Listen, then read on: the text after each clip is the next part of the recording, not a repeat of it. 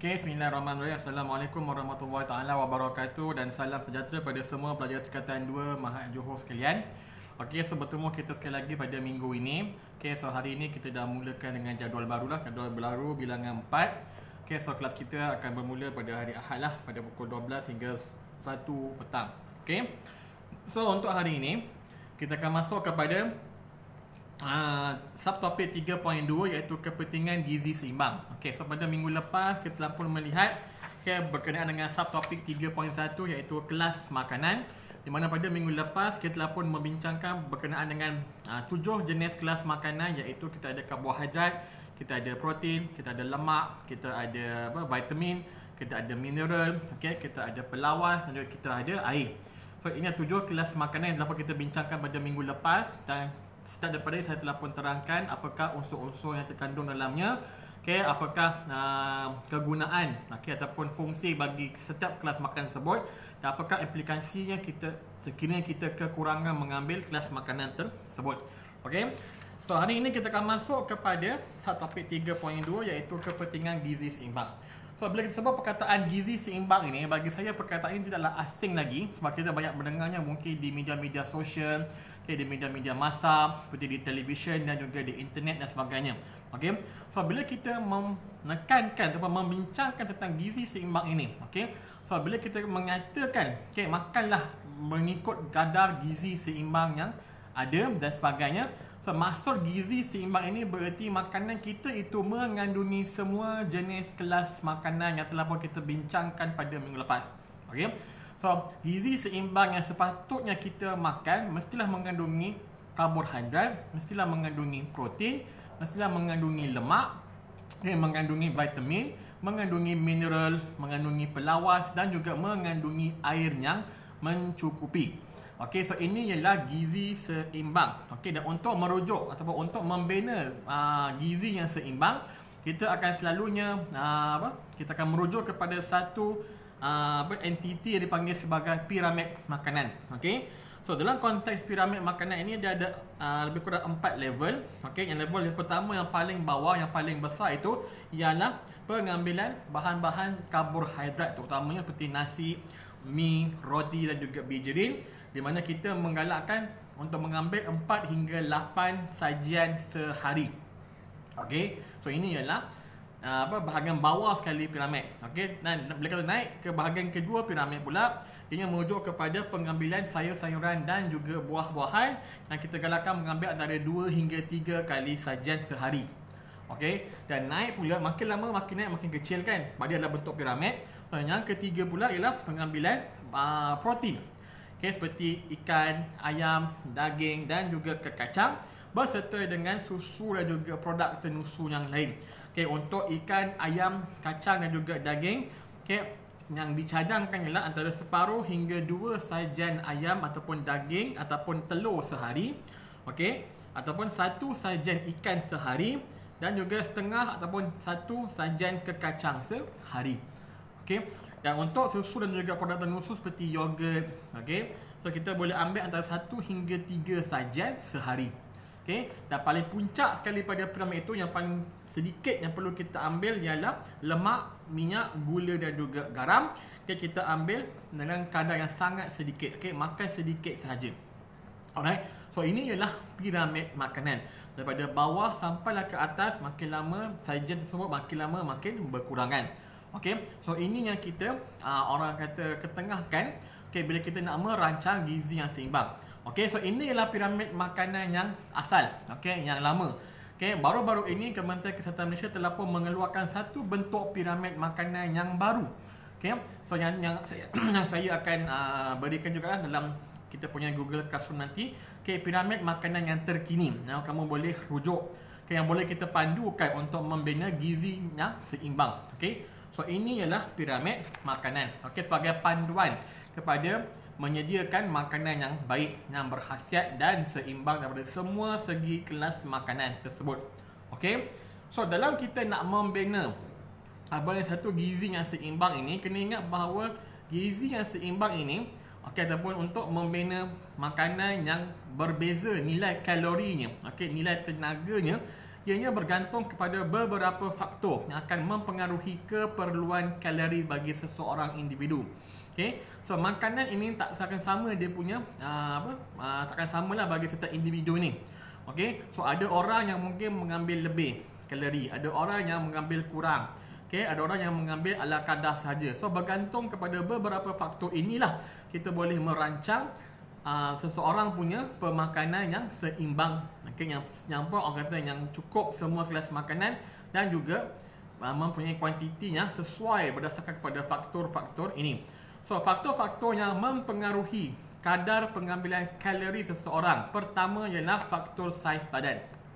Okay, so antara orang yang berbadan kecil dengan orang yang berbadan besar, didapati bahawa orang yang mempunyai saiz badan yang lebih besar perlu mengambil kuantiti makanan yang lebih banyak kerana mereka memerlukan lebih banyak tenaga berbanding dengan orang yang berbadan kecil. Okay, contoh antara saya, contoh saya dengan mungkin kawan kamu yang kurus-kurus seperti siapa? Anas ke Izdani ke sebagainya. Okay, so antara saya dengan mereka, saya yang lebih memerlukan kalori berbanding dengan mereka in terms of saiz badan. Sebab orang yang bersaiz besar dia lebih memerlukan kalori berbanding dengan orang yang bersaiz kecil. Alright, itu yang pertama, faktor saiz badan. Yang kedua ialah faktor umur. Okey, so antara mereka yang usianya muda dan juga mereka yang usianya dah tua ataupun dah dewasa, okay, antara kedua-dua ini yang lebih memerlukan kalori ialah kanak-kanak dan remaja. Okey, so kanak-kanak dan remaja lebih memerlukan karbohidrat yang lebih banyak berbanding dengan orang yang orang yang dah dewasa, orang yang dah tua. Okey, sebab apa? Sebab pada peringkat usia yang muda kita mengalami proses pertumbuhan. Okey, pada peringkat usia yang muda kita masih lagi bertumbuh. Okey, kita masih lagi membesar. Apabila membesar ini berarti sel-sel badan kita ini memerlukan banyak tenaga untuk dia menjalankan fungsinya. Maka orang yang lebih muda usianya, terutamanya remaja dan juga kanak-kanak, dia lebih memerlukan kalori berbanding dengan orang yang pun dewasa serta tua. Okey, so ini faktor yang kedua iaitu umur. Yang ketiga ialah faktor pekerjaan. Okey, so kita ada banyak pekerjaan dekat dunia ni. Okey, adanya pekerjaan yang sangat-sangat berat. Okey, seperti buruh kasar, okey, petani, peladang, nelayan, okey, kontraktor binaan dan sebagainya. Okey, so ada pula yang bekerja yang orang kata bagi bekerja ringan. Okey, bekerja di pejabat, okey, bekerja orang kata yang berada depannya aircon, yang selesa dan sebagainya. Okey, so bergantung kepada pekerjaan. Okey, orang yang bekerja berat seperti buruh dan sebagainya, so orang yang bekerja berat itu dia lebih memerlukan kalori berbanding dengan orang-orang yang bekerja ringan. Okey, sebab apa? Sebab mereka memerlukan lebih banyak tenaga untuk mereka bekerja. Okey, melakukan kerja-kerja seharian mereka, mengangkat benda yang berat, berjemur di bawah terik matahari dan sebagainya. So mereka inilah golongan-golongan yang bekerja berat ini lebih memerlukan kalori berbanding dengan orang-orang yang bekerjanya ringan. Okey, yang seterusnya kita tengok kepada faktor jantina. Okey, antara lelaki dengan perempuan mana yang lebih memerlukan kalori? Okay, so didapati lelaki memerlukan lebih banyak kalori berbanding perempuan. Kenapa? Sebab kadar metabolisme, okay, ataupun kadar respirasi sel bagi lelaki adalah lebih tinggi berbanding dengan perempuan. Okay, so lelaki dia lebih memerlukan tenaga daripada perempuan. Kecuali jika perempuan itu mengandung, maka nilai kalori bagi ibu mengandung adalah 2 kali ganda daripada nilai kalori yang diperlukan oleh seorang perempuan biasa. Okay, so bila dia mengandung, dia akan memerlukan lebih banyak kalori berbanding sebelumnya. Sebab apa? Sebab tenaga diperlukan untuk pembesaran fetus dalam rahim. Okay, itu beza antara jantina lah. Okay, lelaki memerlukan lebih daripada perempuan. Kecuali kalau perempuan itu mengandung, so dia punya keperluan kalori dia akan berganda. Alright. Seterusnya, keadaan kesihatan. Okay, so kita ada dua senario, yang sihat dan yang sakit. Okay, so orang yang sakit dan lemah, okay, dia akan memerlukan makanan yang sesuai berbanding dengan orang yang sihat. So untuk keperluan kalori, kita akan lebihkan kepada orang yang sakit, orang yang lemah. Sebab apa? Bila dia sakit, okay, badan dia ni akan berusaha untuk memulihkan semula keadaannya. Let's say lah kalau dia ada jangkitan penyakit, okay, ada jangkitan kuman dan sebagainya. So sistem imun dia akan bekerja untuk membunuh patogen-patogen berbahaya tersebut. Okey, so bila perlunya berlakunya sebegitu, maka badannya memerlukan tenaga. Okey, so nak tak nak, keperluan kalori bagi orang yang sakit adalah lebih daripada orang yang sihat. Okey, dan last sekali ialah iklim, cuaca persekitaran. Okey, di mana orang yang duduk di kawasan yang beriklim sejuk, seperti di mana, di negara-negara barat, seperti di UK, seperti di Rusia dan sebagainya, di mana negaranya memang beriklim sejuk. Orang-orang tersebut dia akan lebih memerlukan kalori berbanding dengan orang yang duduk di kawasan yang beriklim tropika, seperti Malaysia, Indonesia, Thailand. Sebab apa? Bila kita berada di kawasan yang sejuk, yang kawasan yang iklim yang sejuk, kita akan lebih cepat kehilangan tenaga haba daripada badan. So bila tenaga haba kita lebih cepat bebas ke persekitaran di kawasan yang beriklim sejuk, maka kita perlu menggantikan semula tenaga haba tersebut dengan cara kita menambah kita punya pengambilan kalori. Sebab bila kita makan, kita akan menjana tenaga haba. Sebab itulah tak pelik kalau kita tengok bagaimana diet orang-orang di negara barat, orang-orang yang berada di negara sejuk, mereka lebih makan apa? Cheese, mereka makan lemak, mereka makan daging. Even mereka punya proportion makanan pun bukannya sikit tapi banyak.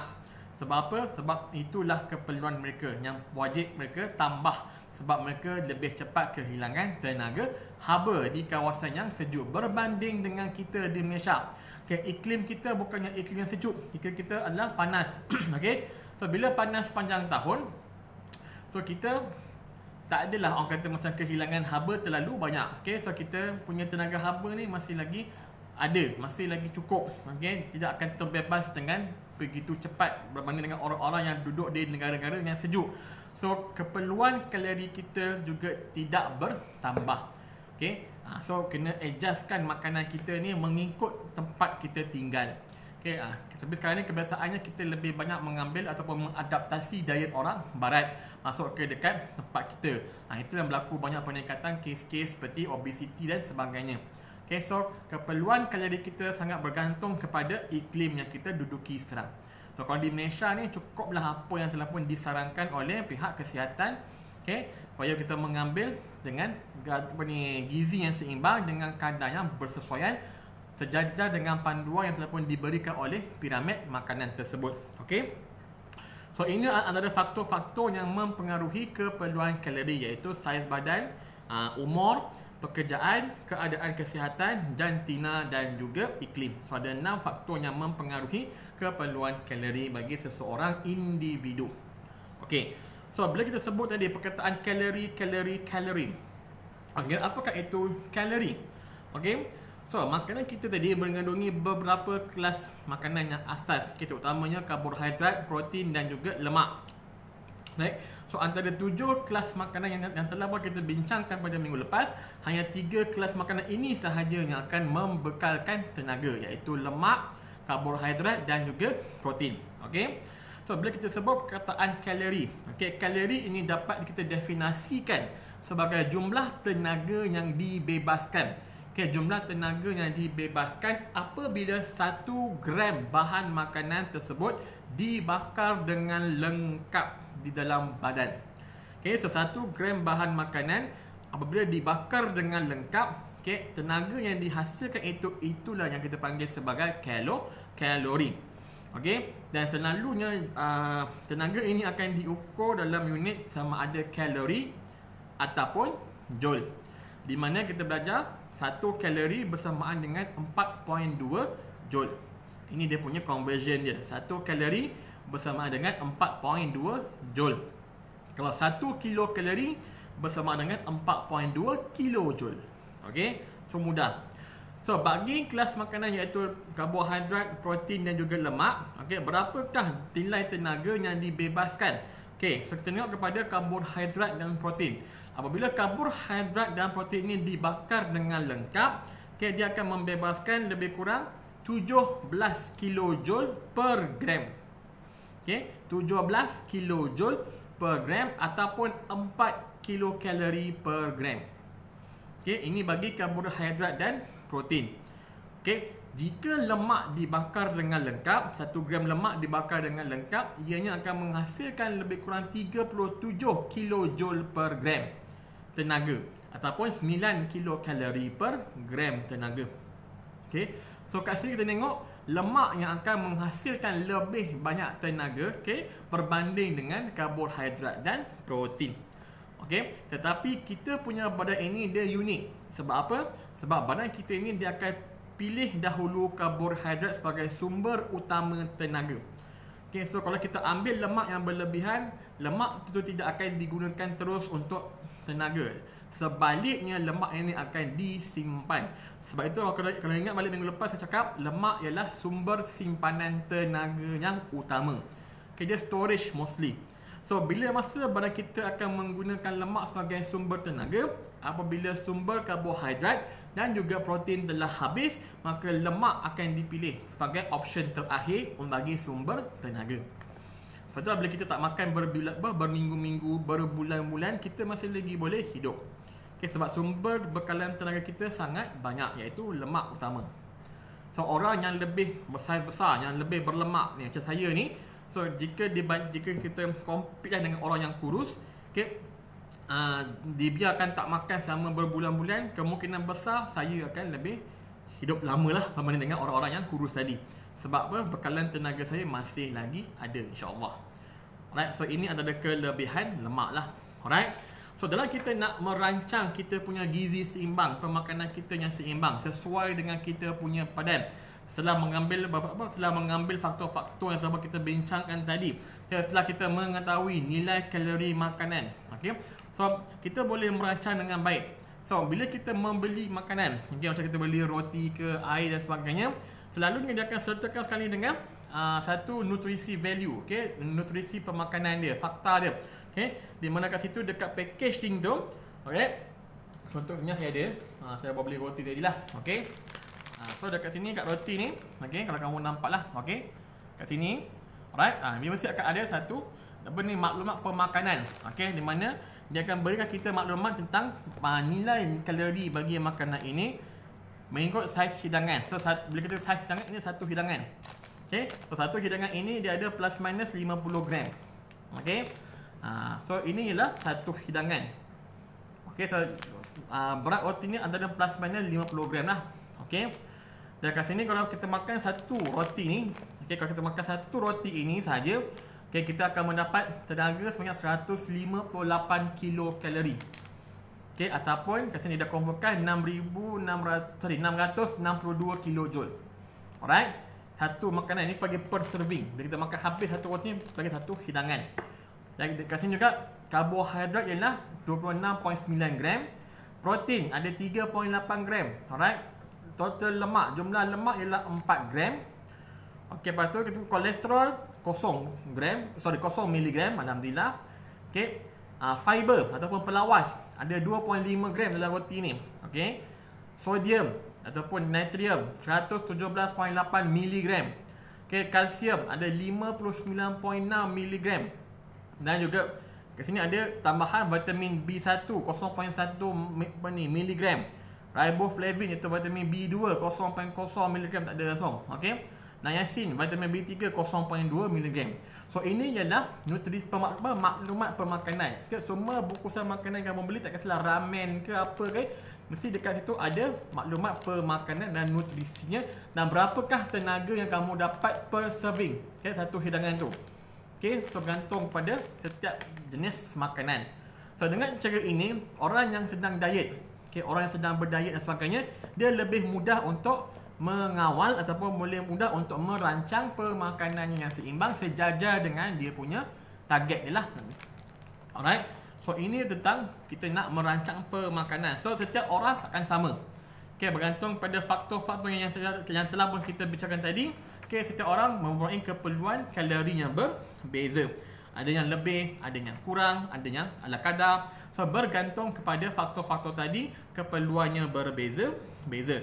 Tapi kita perlu rancang makanan kita ni dengan seimbang, okay? Perlu rancang pemakanan kita dengan seimbang supaya kita kekal sihat dan juga kekal cergas. Okay? Betul tak, antara kepentingan kita mengekalkan kesihatan kita ini. So kita tengok sekarang ni banyak penyakit-penyakit bawaan makanan, bawaan diet kita ni sendiri. Okay, kita sendiri yang mengundang penyakit tersebut. Contohnya lah, okay, kita makan makanan yang terlalu berlemak, okay, terlalu masin dan sebagainya. So itu boleh mengundang banyak penyakit seperti kencing manis, okay, tekanan darah tinggi ataupun hipertensi, okay, kolesterol yang tinggi, okay, berat berlebihan seperti saya ni, berat berlebihan, obesity dan sebagainya.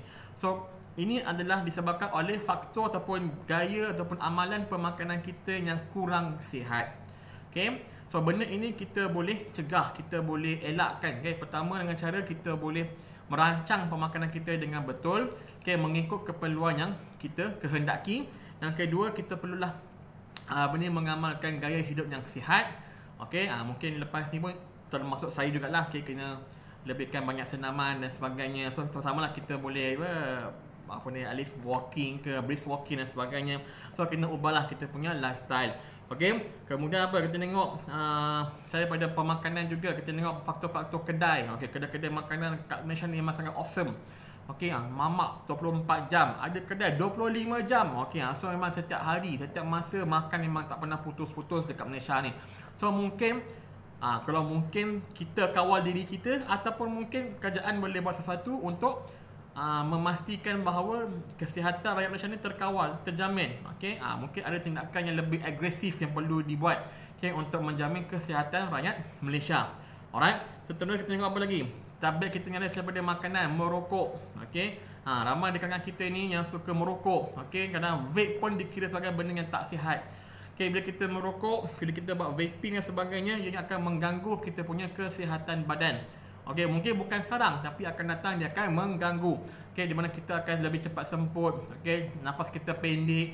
Okay, kita lebih cenderung kepada penyakit-penyakit seperti kanser paru-paru, okay, kanser usus dan sebagainya.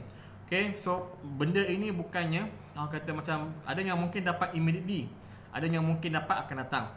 Sebab itulah kenapa Majlis Fatwa Antarabangsa telah pun sepakat, kebanyakan ulama mengatakan bahawa rokok ini haram. Okay, sebab apa? Sebab ianya memudaratkan kesihatan kita. Okay, dan dalam Islam kan kita dah pun dianjurkan janganlah kita membuat sesuatu yang boleh menyebabkan kesihatan badan kita terjejas. Okay, so kalau boleh kita nasihatkan keluarga kita, nasihatkan kawan-kawan kita mana yang ada tu, okay, elakkan, berhentilah merokok, berhentilah vape dan sebagainya. Okay, mungkin bukan sekarang, tapi takut nanti kamu akan menyesal di kemudian hari. Okay, so jagalah kesihatan diri kita dan juga kesihatan keluarga kita. Alright, so inilah antara kepentingan kita untuk memakan ataupun untuk merancang gizi yang seimbang, okay, dengan mengambil faktor-faktor yang sedia ada dalam merancang makanan tersebut, dan apakah kepentingan kita untuk mengekalkan kesihatan.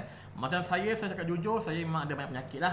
Okay, semuanya sebabkan oleh pemakanan saya, apa yang saya telah bawa pada diri saya. Okay, dulu saya tak pernah fikir tentang benda ni. Okay, tapi bila makin lama makin berusia ni, kita baru sedar bahawa pentingnya kesihatan ini perlu dijaga pada awal usia lagi. Okay, so this is from my experience lah, daripada saya punya pengalaman. Sekarang saya ada penyakit gout. Okay, gout juga disebabkan oleh disebabkan oleh makanan yang tak baik. Okay, saya makan banyak makanan yang tinggi uric acid dan sebagainya. So ini juga boleh menyebabkan kesihatan terganggu. Bila kita punya kesihatan terganggu, kita punya aktiviti harian pun terganggu. Okay, so take it from me, amalkanlah kesihatan yang baik, makanlah benda yang betul pada usia yang muda.